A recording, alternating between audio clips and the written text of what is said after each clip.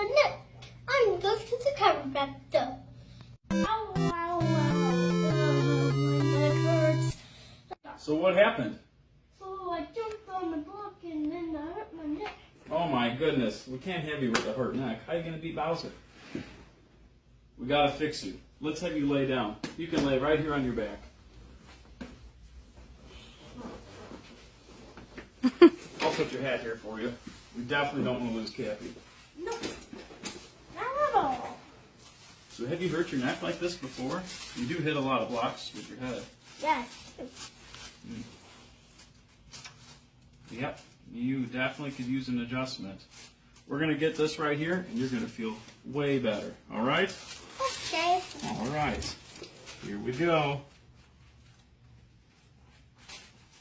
Oh my goodness, that was perfect. How do you feel? Good. Much better. All right. Oh, good. Mario, high five. Hey, if your neck hurts or if you have any kind of problems like that, make sure to give us a call and we can help you out, just like we helped Mario here. Right, Mario? Yep, right. Thank